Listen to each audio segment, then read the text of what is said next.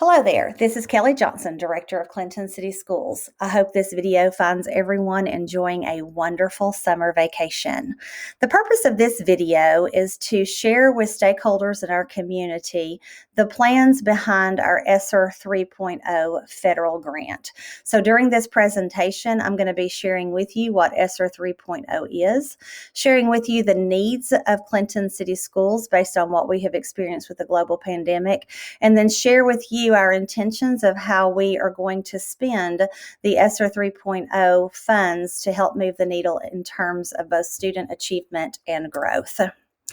So ESSER 3.0 funds, we have received 3 rounds of federal funding to help us address the global pandemic, school closures, and then also our quarantining and student absences for this school year, along with the mitigation efforts that we had to put into place that significantly affected our ability to deliver quality instruction this year. So ESSER 3.0 is the most significant amount of money that we have received so far. The federal money was given to the state of Tennessee, and then Tennessee then allocated and distributed the money to districts based on our Title I formula. So Clinton City Schools, with this ESSER 3.0 grant, is going to be receiving approximately $1.5 million to be spent in the next 3 school years.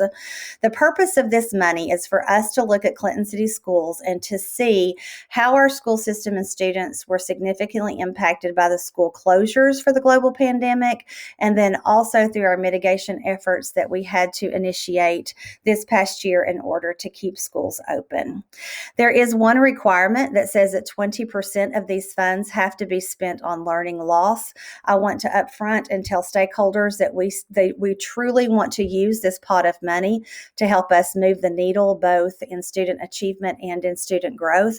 So therefore, as we work through this presentation, you are going to see that we plan to use 100% of the money to address learning loss in terms of both academic achievement and social and emotional supports for students. So as we lived through this past school year, we did lots of data analysis and data collection of how did this pandemic affect Clinton City Schools. And there were several themes that emerged. And so I want to share those with you right now. Where we saw the most significant learning loss was definitely in the primary grades, particularly in first grade.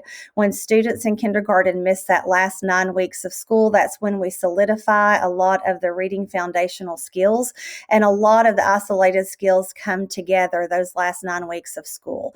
And so we did see the most significant learning loss in first grade, but definitely primary was hit very heavily with school closures.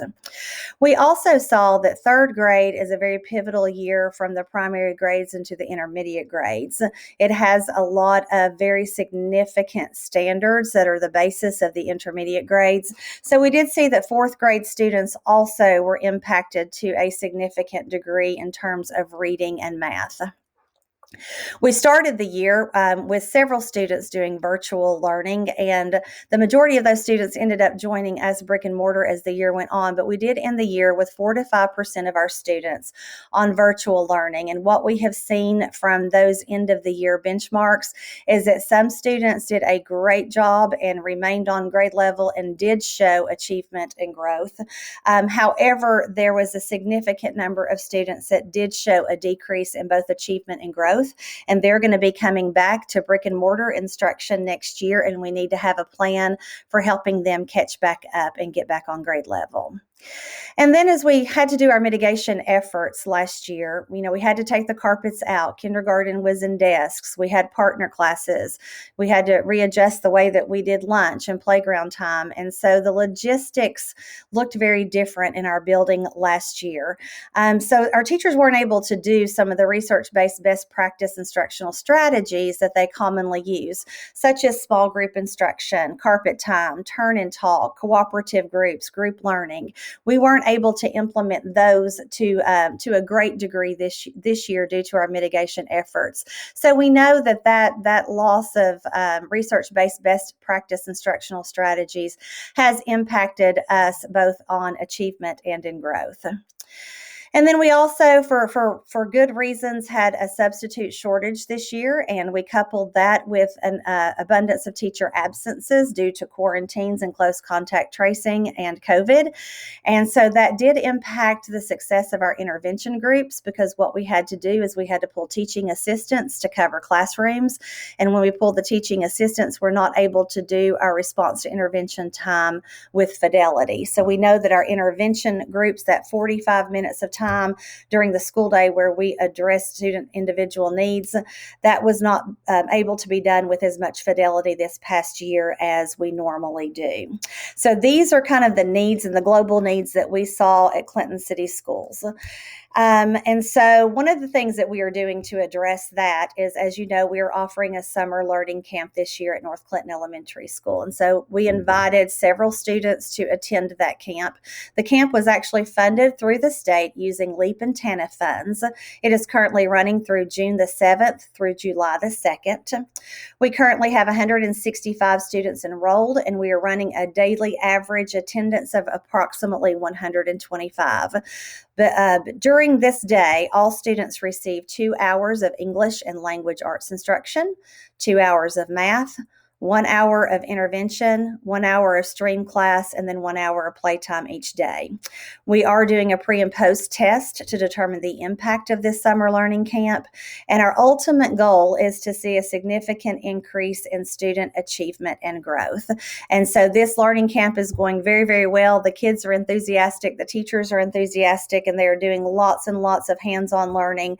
And so we strongly feel like the students who have chosen to participate in this program, we are going to see some significant gap closures during these 4 weeks.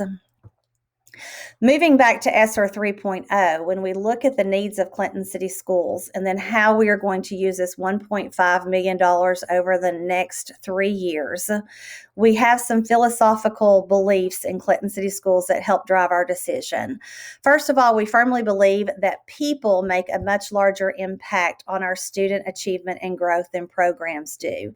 It is those relationships and the interactions between students and teachers and students that help create a robust learning environment in which students thrive. So they learn best through quality teacher interactions. While programs play a good role in that, it is the teacher implementation of those programs that truly make the difference. So we plan to use our ESSER 3.0 funds to address 3 main areas: academic supports, social and emotional supports, and teacher professional development to address student learning loss. So more specifically, what this is going to tap out to be with our $1.5 million is we are going to be adding some additional staff positions to help get Clinton City Schools back on track with our tradition of excellence after a global pandemic. Under academic supports, we are going to make sure that each school has a certified interventionist to help address learning loss, particularly in the primary grades.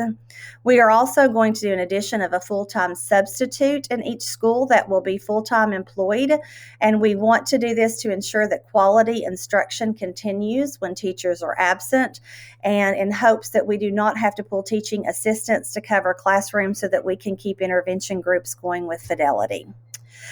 Under our social and emotional supports, we have seen where the global pandemic has increased the amount of anxiety and depression in a subset of our students in Clinton City Schools. So we are going to use the funds to place additional guidance counselor time in the schools to create continuity between the 3 schools in Clinton City Schools. We are going to expand our personal accountability class to all 3 schools, and this is just a safe place for students to come and to get some social and emotional support, but remain in school and remain completing their important schoolwork. And then we saw great success with our BEST class this year, which is our behavior, emotional, social, and trauma class. Ms. Turbyville teaches that class, and it is a regular education classroom that is just an environment that provides an intense amount of social and emotional support to students who may be in need. And then finally, for professional developments for teachers to address learning loss, we do have some areas and gaps that we need to work on over the next few years that were caused by the global pandemic. We are going to enter a partnership with NIET, which is the National Institute of Excellence in Teaching, and they're going to work along beside us and do lots of coaching with administrators and some professional development with teachers about how we can currently look at our current data and then develop an intensive plan to address student needs. If you have public input on this, you can see our public plans are going to be located on our district website by the beginning of August. So what you will find on our district website for your viewing is a community engagement checklist where we have indicated what all stakeholders have had the opportunity to give input on our ESSER 3.0 funds. You're going to see our CCS needs assessment and the data that we use to come up with our needs. You're going to see a CCS Safe Return to In-Person Instruction and Continuity of Services plan. This Safe Return to Instruction, this is a national template that has to be filled out by all schools. I know that we were in-person instruction last year, so that seems a little bit odd, but it will give exactly the mitigation efforts that we are using to continue to keep schools open. And then finally, our Clinton City Schools Federal Relief and Spending Public Plan, which will be transparent and summarize how we have spent not only the 3.0 funds, but 1.0 and 2.0 funds as well. These public plans, again, will be available on our website, which is listed below at the beginning of August. So we want to get as much community and stakeholder feedback as we can. We have sent out parent surveys and teacher surveys, and we have gone to some different groups to receive impact. But to receive some input, if you would like to give any feedback regarding how we intend to spend the ESSER funds, we want to encourage you to send your written comments to me, Kelly Johnson, at johnsonk@clintonschools.org. And then I want to close by just taking this opportunity to tell you that we have had an extremely successful school year. And we could not have done that without the enormous support of parents, teachers, and a community who truly had the collective belief that schools needed to be open and that students needed to be in schools. We made tough decisions in the best interest of our children. And each one of you is to be commended because this was not pulled off by one person. This was pulled off by an entire community. And I am so proud of what Clinton City Schools was able to accomplish this school year. There is no doubt that our students are going to be ahead of the game because of the decisions that you supported this year. We look forward to a wonderful school year next year. No doubt that CCS is going to be back on track, providing students with a program that is grounded in our philosophy of high expectations with an abundance of support. If you have any questions regarding ESSER 3.0 or any other questions regarding Clinton City Schools, my door is always open. Please feel free to give me a call. Thank you for your continued support of Clinton City Schools. We hope that everyone has a wonderful summer, and we look forward to seeing our kids back in school in August.